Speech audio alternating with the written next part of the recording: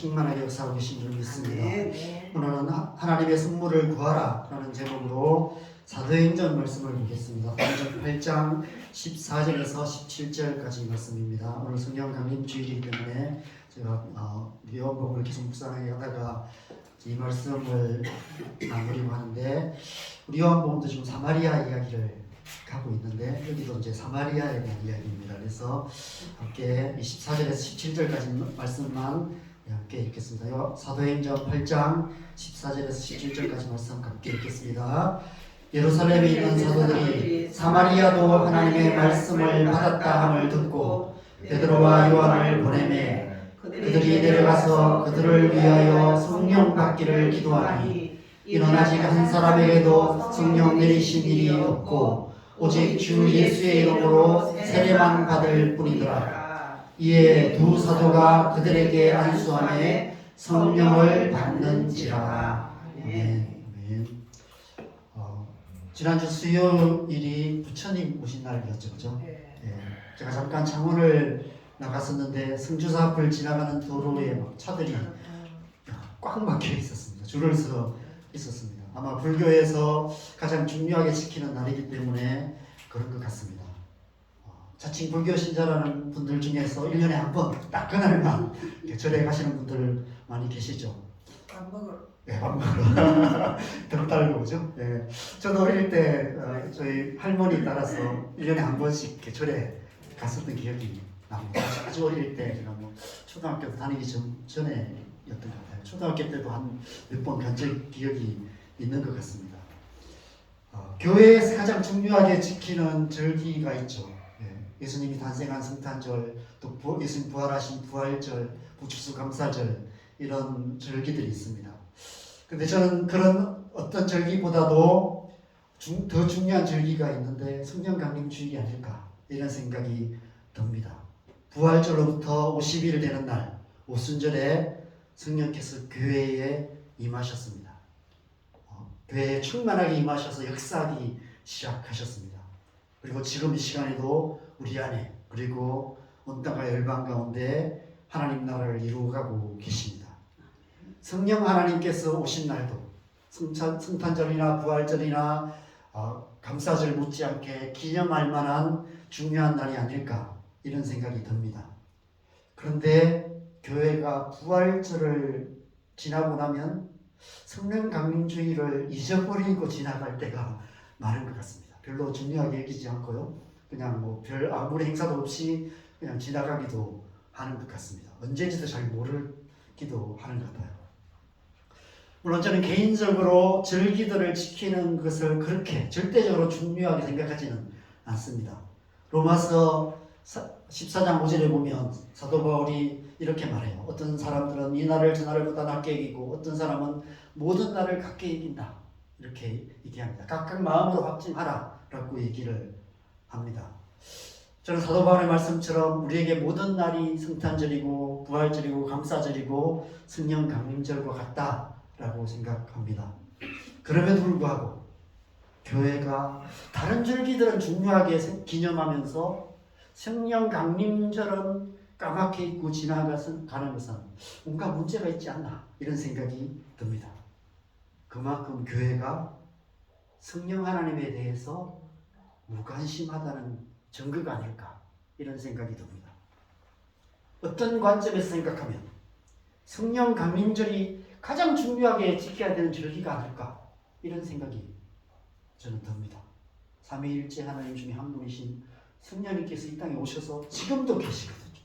지금도 우리 안에 계시고 지금 이곳에 우리 가운데 역사하고 계시는데 우리가 그 날에 대해서는 아무런 의미 없이 그냥 흘러보내는 것은 좀 뭔가 앞뒤가 맞지 않고 균형이 맞지 않는 그런 것이 아닐까, 이런 생각이 듭니다. 여러분, 왜 교회가 이처럼 성령 하나님에 대해서 무관심할까요? 아마도 사단의 괴계에 속고 있기 때문이 아닐까, 이런 생각이 듭니다. 사단이 가장 두려워하는 것이 뭘까요? 사단이 가장 두려워하는 것은 우리가, 교회가 성령님을 아는 지식을 갖는 것, 그것을 가장 두려워하는 것 같습니다. 왜 사단이 그걸 두려워할까요? 우리가 성령님을 잘 알고 성령으로 충만하게 되고, 교회가 성령님을 잘 알고 교회 안에 성령의 역사하심이 충만하게 되면 사단의 왕국에는 심각한 일이 일어나게 되기 때문입니다. 사단이 가장 싫어하는 성경 구절이 있습니다. 물론 사단은 모든 성경 구절을 다 싫어하겠죠. 그런데 그 중에서도 유독 싫어하는 성경 구절이 사도행전 1장 8절입니다. 같이 읽겠습니다. 우리 사단을 향해서 크게 선포하면서 읽겠습니다. 오직 성령이 너희에게 임하시면 너희가 권능을 받고 예루살렘과 온 유대와 사마리아와 땅끝까지 이르러 내 증인이 되리라 하시니라. 우리 그리스도인들이 이 말씀처럼 성령으로 충만하게 되면, 교회가 성령의 권능으로 충만하게 되면 하나님의 나라가 순식간에 이루어지게 됩니다. 그것은 곧 사단의 왕국이 끝장이 나는 것을 의미하죠. 그래서 이 말씀을 싫어합니다. 그래서 사단은 길을 쓰고 온갖 계계로 성령의 역사하심을 회방합니다.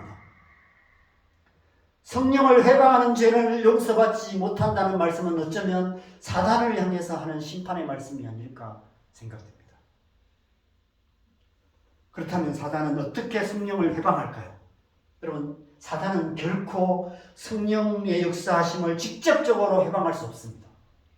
천지를 창조하신 정능하신 하나님을 사단이 어떻게 감히 회방할 수 있겠습니까? 사단이 할 수 있는 것은 간접적인 방법입니다. 우리가 성령의 역사하심을 알지 못하도록 만드는 거예요. 사단이 할 수 있는 것밖에, 그것밖에 없어요. 성령님이 역사하시면 사단은 막을 수가 없어요. 그런데 막을 수 있는 게 있는데, 우리가 성령님을 알지 못하게, 우리의 마음과 생각을 어둡게 만드는 것입니다. 우리 안에 거하시며 언제나 우리와 함께 계시는 성령님에 대해서 무관심하게 만드는 것입니다.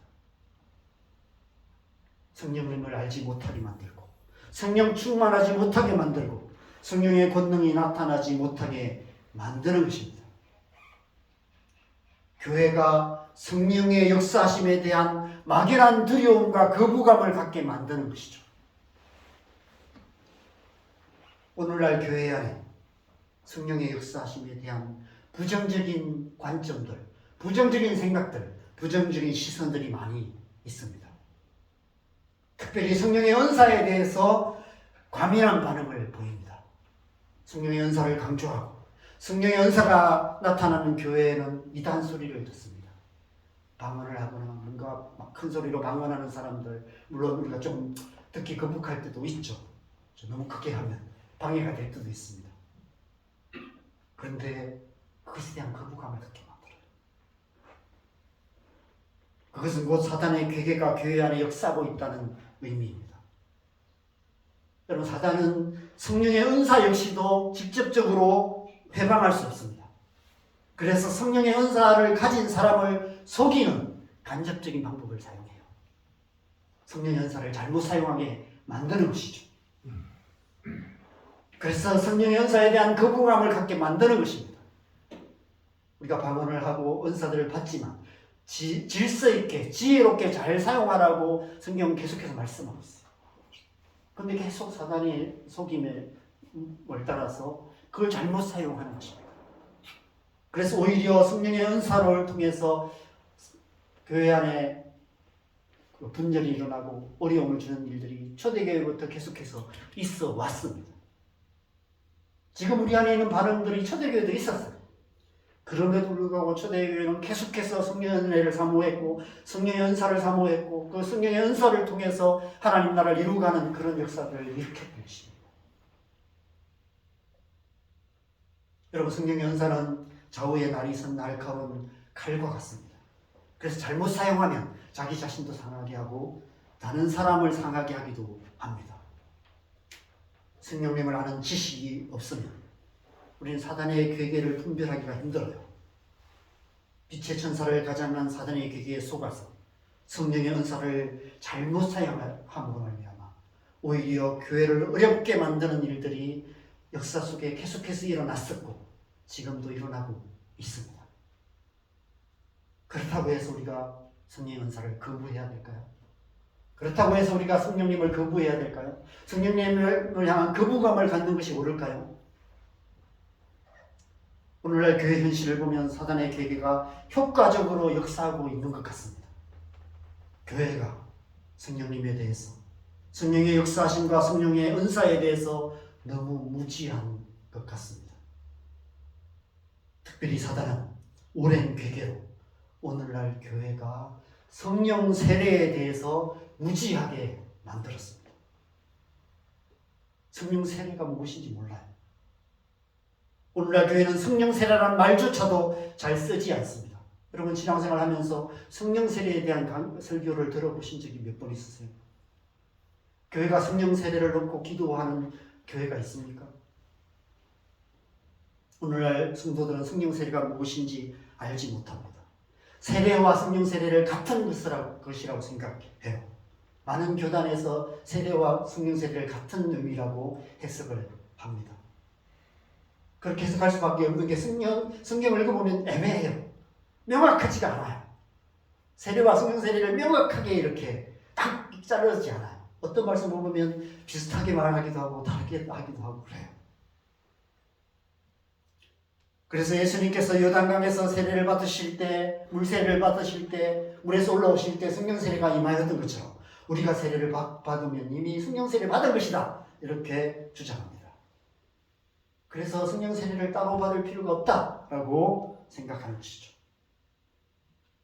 고린도전서 12장 3절에 하나님의 영으로 말하는 자는 누구든지 예수를 저주할 자라 하지 아니하고 또 성령으로 아니하고는 누구든지 예수를 주시라 할 수 없느니라. 이 말씀을 인용해서 예수님을 주라고 고백하면 이미 성령이 계시는 것이고 그것은 성령 세례를 받은 것이다. 이렇게 주장을 합니다. 오늘 본문은 지난주 금요일 새벽기도 묵상 본문 중에 한 부분입니다.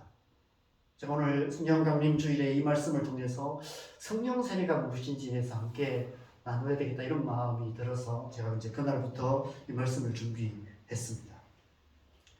먼저 오늘 이 본문의 배경을 보면 오순절 성령께서 강림하셨습니다. 예수님께서 약속하신 성령 세례가 교회 안에 임하셨어요.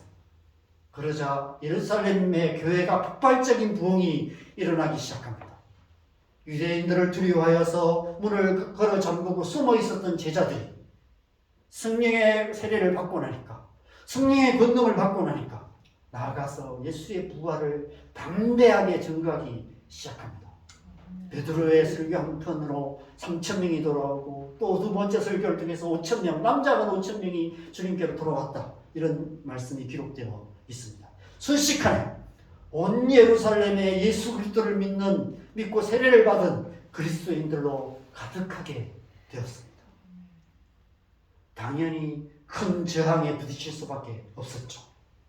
그래서 기독교 역사에서 첫 번째 순교자인 스데반의 순교 사건이 일어납니다. 그 순교 사건과 함께 큰 박해가 일어나서 결국 예루살렘 교회가 사방으로 흩어지게 돼요. 그래서 사도행전 8장 1절과 4절에 보면 우리 이 말씀 같이 읽겠습니다. 그날에 예루살렘에 있는 교회에 큰 박해가 있어 사도회는 다 유대와 사마리아 모든 땅으로 흩어지니라. 그 흩어진 사람들이 두루 다니며 복음의 말씀을 전했어요. 사도들 외에 사도들만 예루살렘 교회에 남아 있습니다. 교회를 지키기 위해. 사도들 외에 모든 성도들이 온 땅 유대 땅으로 흩어졌다. 사마리아까지 흩어졌다라고 말합니다. 그냥 흩어지기만 한 게 아니라 거기에 흩어져서 오히려 온 유대 땅에 복음을 전하는 계기가 되었다고 합니다. 그래서 온 유대에 복음을 전했고 사마리아까지 가게 됩니다. 나중에 5절과 12절에 보면 같이 5절과 12절을 같이 읽겠습니다. 빌립이 사마리아 성에 내려가 그리스도를 백성에게 전파하니 빌립이 하나님 나라와 및 예수 그리스도의 이름에 관하여 전도함을 그들이 믿고 남녀가 다 세례를 받으니. 빌립은 스데반과 함께 초대교회 7집사로 처음 선택받았던 7집사 중에 한 사람이었습니다. 빌립이 이제 사마리아로 들어갑니다. 거기서 복음을 전하는데 빌립의 전도로 인해서 사마리아인들이 예수님을 믿고 세례를 받았습니다. 심지어 오랫동안 마술을 행함으로 사마리아인들을 현혹하고 있었던 마술사 시몬까지도 세례를 받았다라고 기록되어 있습니다. 사마리아 땅에도 폭발적인 부흥의 역사들이 일어났습니다. 순식간에 예수 그리스도의 복음이 예루살렘에서 온 유대와 사마리아까지 이르게 된 것입니다. 그 이후에 오늘 본문 말씀이 기록되어 있습니다. 이 소식이 예루살렘 교회에 있던 사도들에게 들립니다. 그래서 예루살렘 교회가 베드로와 요한을 파송해요. 사마리아. 거기에 가서 성령 받기를 기도했다라고 말씀하고 있습니다. 16절, 17절 말씀도 같이 읽겠습니다. 시작. 이는 아직 한 사람에게도 성령 내리신 일이 없고 오직 주 예수의 이름으로 세례만 받을 뿐이라. 이에 두 사도가 그들에게 안수하매 성령을 받는지라. 여러분, 그들은 빌립의 전도로 이미 예수님을 믿은 사람이에요. 예수님을 믿고 세례까지 받은 사람들이었습니다. 여러분, 그 당시 세례를 받는다는 것은 뭐죠? 생명을 각오하고 받는 거예요. 지금 우리처럼 군대에서 막 떼거지로 막 이렇게 세례 주고, 대부분 우리나라 대한민국 남자들 중에 아마 절에 다니는 사람 중에서도 군대에서는 세례 받은 사람들 많이 있습니다. 그렇게 받는 세례, 그런 의미가 아닙니다. 이 당시 세례를 받았다는 것은 정말 확실한 믿음이 있었기 때문에 세례를 받은 거예요. 그런데 아직 한 사람에게도 성령 내리신 일이 없었다라고 말씀하고 있어요. 성령이 역사하지 않는데 어떻게 세례를 받았을까? 빌립을 통해서 역사하시는 그 성령의 은혜로 말미암아 그들이 예수님을 믿었어요. 믿고 세례까지 받았어요. 그런데 아직 성령 내리신 일이 없었다라고 말씀하고 있습니다. 오직 주 예수의 이름으로 세례는 받았지만 성령 세례는 받지 못했다라고 말씀하고 있는 것이죠. 그래서 베드로와 요한이 그들에게 안수했고 성령을 받는지라 라고 말씀하고 있습니다. 여러분, 이 사건은 세례와 성령 세례가 명백하게 다른 사건임을 보여주는 중요한 사건입니다. 이후의 말씀에 보면 이제 이 시몬이, 마술사였던 시몬이 이 사도들이 안수하면서 성령 받는 것을 보고 돈을 주면서 이 권능을 내게도 달라고, 그래서 내도 안수하면 성령을 받게 해달라고 그렇게 요청하는 것을 보게 됩니다. 성령 세례가 눈에 확연하게 드러나는 방식으로 임했음을 알 수 있습니다. 사도행전 2장에서 오순절에 성령이 임할 때 급하고 강한 바람 같은 소리가 들렸고 불의 혀처럼 갈라지는 것이 각 사람이 임하는 것이 눈으로 보였다고 말합니다. 뿐만 아니라 그 받은 성령 세례를 받은 사람들이 각기 다른 눈으로 말하는 그런 역사가 일어났다라고 이야기하고 있습니다. 여러 가지 표적들이 나타났던 거예요. 사마리아 사람들에게도 그 누구나 볼 수 있는, 시몬이 볼 수 있는, 이 시몬이 보기에도 뭔가 놀라운 일이 일어나는 그런 표적이 나타났던 것이죠. 그런 표적으로 성령 세례가 임했던 것입니다. 어떤 표적이 나타났는지는 구체적으로 기록하고 있지 않습니다. 아마 당시 교회에 누구나 다 아는 일이었기 때문에 굳이 기록할 필요가 없었지 않았을까 이런 생각이 듭니다. 아니, 어쩌면 어떤 표적이 나타나는지는 크게 중요하지 않기 때문에 기록하지 않았는지도 모릅니다. 중요한 것은 성령 세례를 받으면 변화가 일어난다는 거예요. 성령 세례를 받으면 밋밋했던 우리의 신앙이 바뀐다는 것입니다. 나 자신만 아는 것이 아니라 다른 사람들을 보기에도 확연한 변화가 일어난다는 거예요. 여러분, 성령 세례를 받기 전과 후의 예수님의 모습, 사도들의 모습, 제자들의 모습을 한번 생각해 보십시오. 전과 후가 완전히 달라졌어요. 예수님은 30년 동안 그냥 평범한 나사렛 묵수로 사셨어요. 이 땅에 하나님 아들로 이 땅에 오셨지만 아무 일도 안 하셨습니다. 그냥 사셨어요. 평범한 일상을 살아가셨어요. 예수님 안에 성령이 계셨죠. 왜냐하면 성령으로 잉태되셨기 때문에. 예수님은 태어날 때부터 성령께서 예수님 안에 계셨습니다. 성령의 사람이셨어요. 그런데도 그냥 평범한 삶을 사셨습니다. 그런데 요단강에서 세례를 받고 성령의 임하신 이후부터는 완전히 다른 삶을 사셨어요.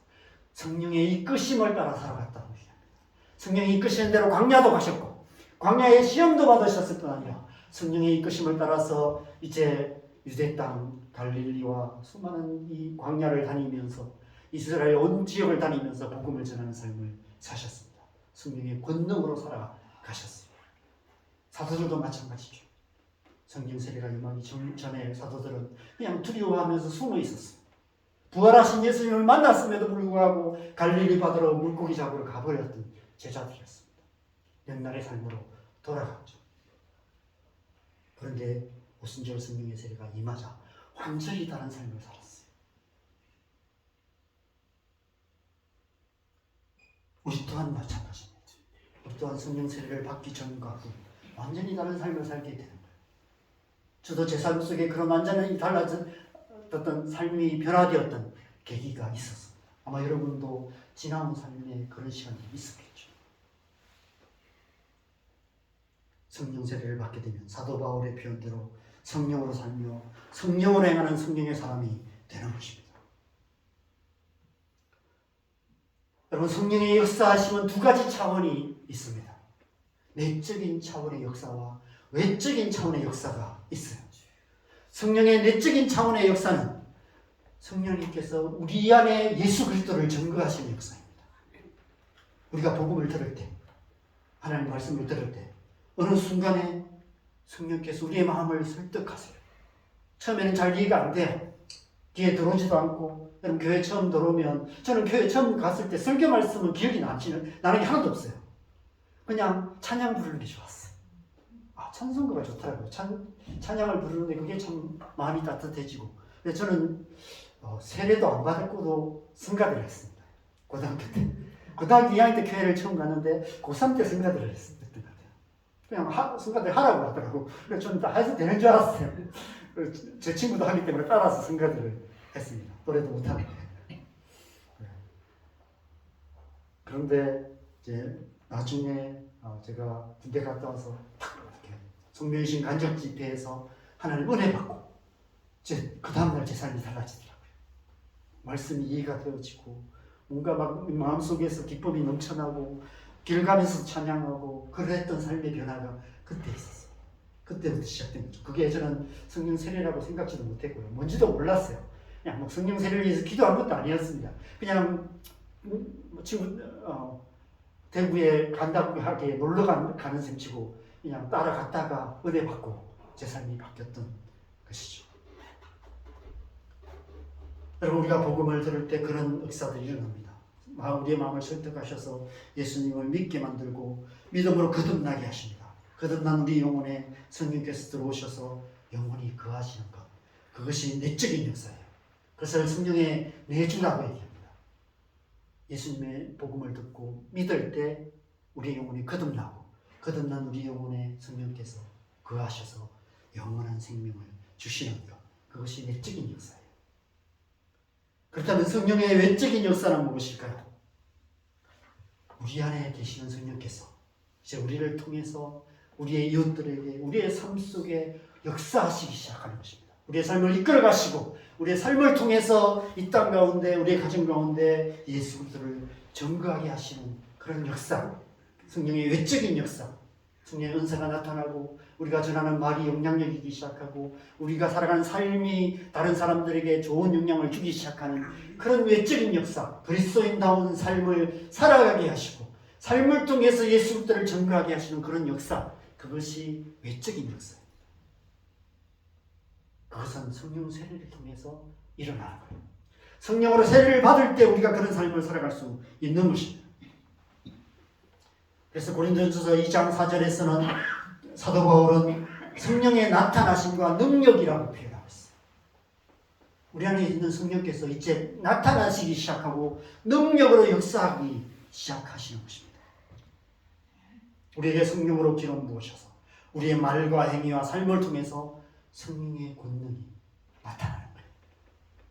그래서 땅끝까지 이르러 예수 그리스도의 증인이 되게 하시는 것입니다. 그것이 곧 성령 세례예요. 성령의 내주하심이란 우리 안에 성령이 거하시는 거라면 성령 세례는 이제 우리가 성령 안에 완전히 잠기는 것을 말합니다. 그래서 세례라는 표현을 쓴 거예요. 여러분 세례는 침례잖아요. 그렇죠? 물속에 완전히 잠기는 것이 침례잖아요. 성령 세례라는 표현은 그걸 말하는 거예요. 성령에 완전히 잠기는 것.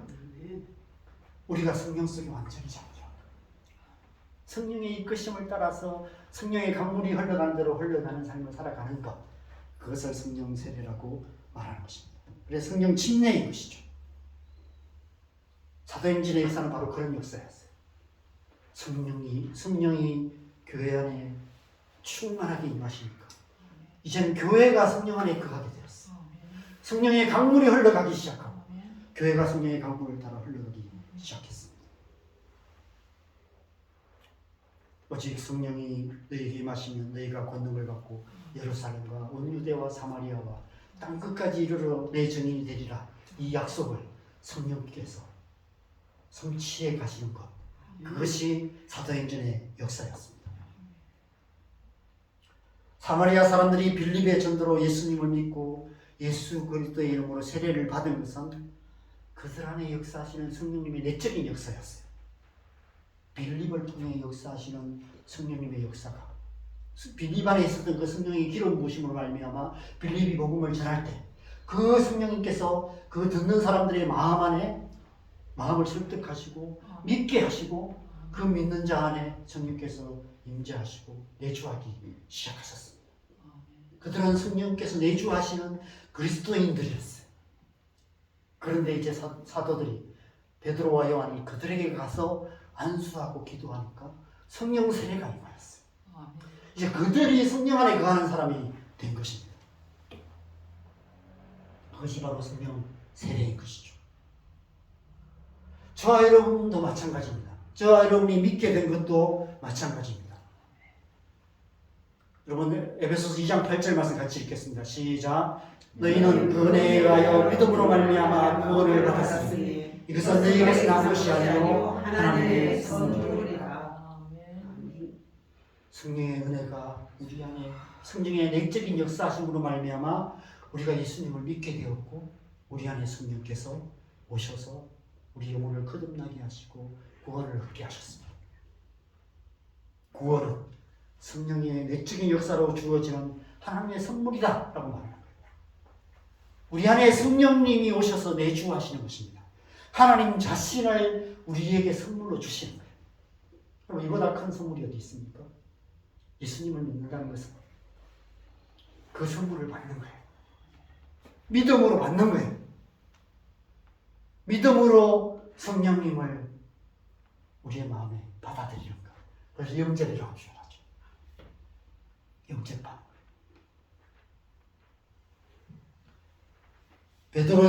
베드로 사도행전 2장 38절에 베드로 사도도 그렇게 말합니다. 같이 읽겠습니다. 시작. 베드로가 이르되 너희가 회개하여 각각 예수 그리스도의 이름으로 세례를 받고 죄 사함을 받아라. 그리하면 성령의 선물을 받아라. 누구든지 예수 그리스도를 믿으면 하나님의 선물인 성령을 받게 됩니다. 예수님께서 사마리아 우물가의 여인에게 약속하신 대로 성령께서 그 속에 오셔서 영생하도록 솟아나는 샘물이 되셔서 우리에게 영원한 생명을 주시는 것이죠. 그런데 그 성령의 선물은 단지 우리 안에만 역사하시고 우리에게만 생명 주시는 것으로 끝나지 않는다는 것입니다.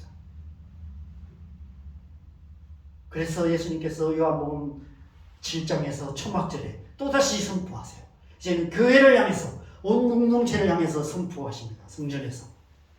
이 37절 38절 같이 읽겠습니다. 시작. 명절 끝날 곧 큰 날에 예수께서 서서 외쳐 이르시되 누구든지 말을 하든 내게로 와서 마시라. 나를 믿는 자는 성경의 이름과 같이 그 배에서 생수의 강이 흘러나오리라 하시니. 우리를 통해 교회를 통해 성령께서 생수의 강물로 흘러나와서 이 땅에 생명을 주시는 외적인 역사가 일어나게 될 것이다 라고 말씀하십니다. 바로 성령 세례를 말씀하시는 것입니다.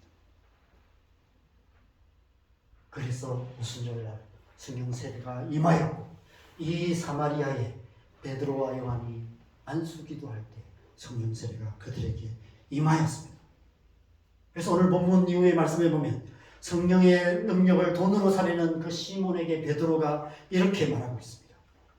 20절과 22절 같이 읽겠습니다. 시작. 베드로가 이르되 내가 하나님의 선물을 돈 주고 살 줄로 생각하였으니 내 은과 내가 함께 망할지어다. 그러므로 너의 이 악함을 회개하고 주께 기도하라. 본 마음에 품은 것을 사하여 주시리라.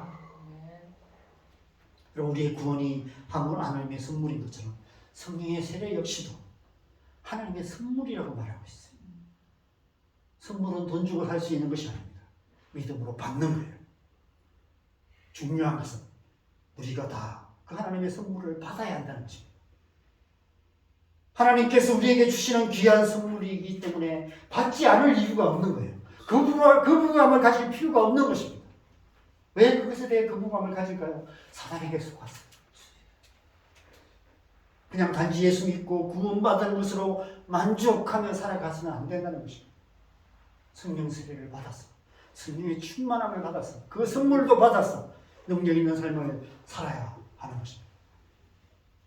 그래서 누가복음 11장 9절에서 13절을 보면 구하라 찾으라 두드리라 말씀하시고 13절에 이렇게 말씀합니다. 우리 13절 말씀만 같이 읽겠습니다. 너희가 악할지라도 좋은 것을 자식에게 줄 줄 알거든 하물며 너희 하늘 아버지께서 구하는 자에게 성령을 주시지 않겠느냐. 하늘 아버지께서 구하는 자에게 주시는 가장 좋은 선물, 그것은 성령입니다. 성령 세례입니다. 그래서 우리는 구하고 찾고 문을 두드려야 합니다. 다른 어떤 것보다 가장 좋은 선물인 성령을 구해야 하는 것이죠. 그래서 성령의 충만함을 받고 성령의 은사를 받고 성령의 권능을 받아서 땅끝까지 주의 복음을 전하는 권능 있는 증인들이 되어야 하는 것입니다. 이런 질문이 생깁니다. 왜 꼭 간절히 구해야 하는가? 그냥 주시면 되지. 왜 간절히 구하라 하시는가? 여러분, 그 이유는 선물의 의미를 알면 쉽게 알 수 있습니다. 그래서 계속해서 선물이라고 말씀하세요.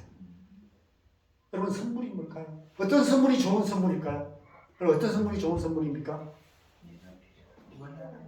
네, 그렇죠. 무조건 비싼 선물이 좋은 선물일까요? 저는 시계를 차지 않습니다. 저는 좀 내 몸에 뭔가 쇠붙이가 이렇게 붙어 있는 게 좀 불편해요. 그래서 결혼 초에는 이제 좀 시계를 찼었는데 핸드폰 생기고 나서는 뭐 핸드폰에 시계 보면 되니까 잘 시계를 안 찹니다. 앞으로도 시계를 안 찰 것 같습니다. 누군가 제게 시계를 선물하면 제게는 별로 좋은 선물이 못 됩니다. 요즘 시계 중에 뭐 수천만 원, 뭐 수억씩 하는 시계도 있다는데 절대 그럴 리 없겠지만 여러분 중에 누군가가 지원자매님이 돈을 많이 벌어서 저한테 그런 시계를 선물한다면 저는 이렇게 생각할 것입니다. 차라리 돈으로 주지. 정말 필요한 것, 간절히 원하는 것, 그것을 선물해야 좋은 선물이 됩니다. 그렇다면 가장 좋은 선물은 어떤 선물일까요? 가장 필요한 것, 가장 간절히 원하는 것. 그런데 결코 내 힘으로는 얻을 수 없는 것, 내 돈 주고는 살 수 없는 것, 내 힘으로 아무리 노력해도 얻을 수 없는 그것, 그것이 주어지기 때문에 그것이 가장 좋은 선물입니다. 여러분, 내 구원이 선물입니까? 내 힘으로 얻을 수 없기 때문에 오직 성령께서는 주시기 때문에, 그렇죠? 성령께서 우리 안에 오셔야만이 우리가 구원을 받잖아요. 예수님을 믿고 제사함을 받을 때 성령께서 우리 안에 오셔서 죽었던 영혼을 거듭나게 하세요. 거듭나게 하실 뿐 아니라 영혼이 우리 안에 거하세요. 그것이 구원입니다. 성령의 내주죠. 하나님 자신을 우리에게 선물로 주시는 것입니다. 그보다 큰 선물이 어디 있겠습니까? 이 땅에 있는 모든 그리스도인들은 이미 그 선물을 받은 사람들입니다. 그래서 그 선물로 말미암아 우리가 감사하며 신앙생활을 하는 것 아니겠습니까? 그런데 하나님의 선물은 그것이 전부가 아니에요. 그것이 전부라고 생각하며 살아가도록 만드는 것이 사단의 계획입니다. 여러분, 성령께서 우리 안에 계시는데 왜 우리의 삶이 변화되지 않을까요? 성령께서 아무런 힘이 없겠습니까? 천지를 창조하신 분이신데, 태초에 천지를 창조하실 때 하나님의 신이 수면을 운행하시면서 하나님의 모든 말씀을 이루셨어요. 그 성령께서 우리 안에 계시는데, 그 성령께서 교회 안에 계시는데 왜 교회는 세상에 영향력이 없습니까? 왜 그리스도인은 세상에 영향이 없는 삶을 살고 있습니까? 사탄의 계기에 속았어요. 그 선물을 받고도 그 선물 상자를 열지 않고 그 선물의 능력이 무엇인지를 알지 못한 거예요. 그냥 내 힘으로, 내 노력으로 살아가려고 애쓰고 있는 것이죠. 그래서 성령 세례가 필요합니다. 성령께서 내 안에 계실 뿐 아니라 이제 내가 성령 안에 거하는 삶을 살아가야 하는 것이죠. 베드로가 마술사 시몬에게 성령 세례가 하나님의 선물이라 말씀하신 의미가 바로 그것입니다. 여러분, 마술사 시몬은 그 마술의 능력을 얻기 위해서 수많은 노력을 했습니다. 자신의 노력으로 성취한 것이 많이 있었습니다. 마술을 한다고 소문난 사람들을 찾아다니며 돈으로 그 마술의 비법을 샀겠죠. 그래서 사마리아 사람들에게 안수하여 하나님의 그 성령의 능력이 임하는 걸 보면서 사도에게 돈을 주어서 그것을 하려고 했던 것 같습니다.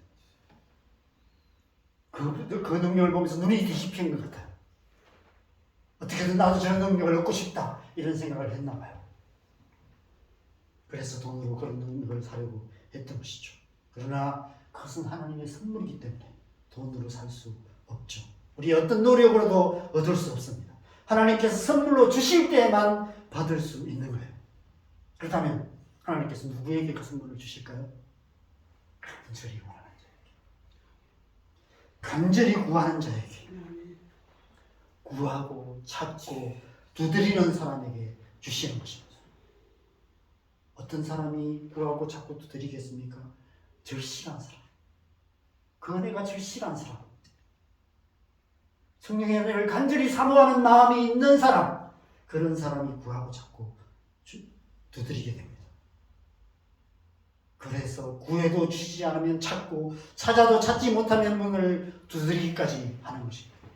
주실 때까지, 받을 때까지 간절히 구하고 찾고 두드리는 것입니다. 그런 자들에게 하나님께서 성령을 세례를 부어주시는 것이죠. 우리 이전에 성도들은 성령 세례라는 말을 쓰지 않았지만 그것이 무엇인지 경험으로 알았습니다. 우리 앞 세대들은 그것을 은혜 받는다고 했어요. 은혜 받는다고 표현했죠.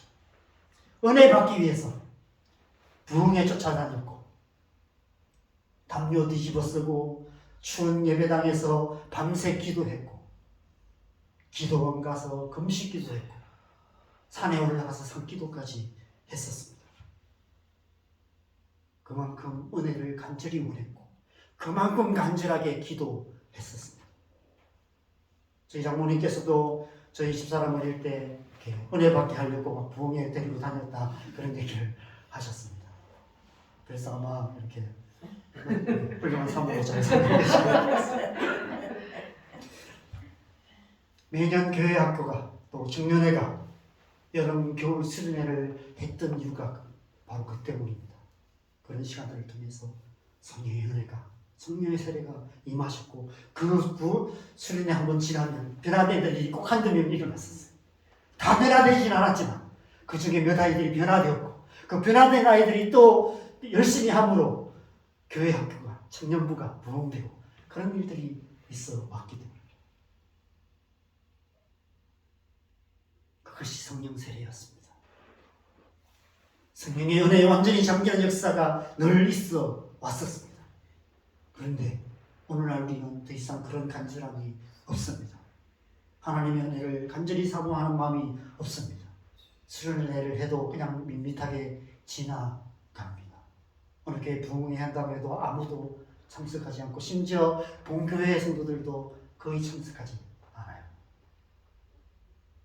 기도원이 문을 닫고 있고요. 참 기도하는 사람들은 요즘 찾아보기 힘듭니다.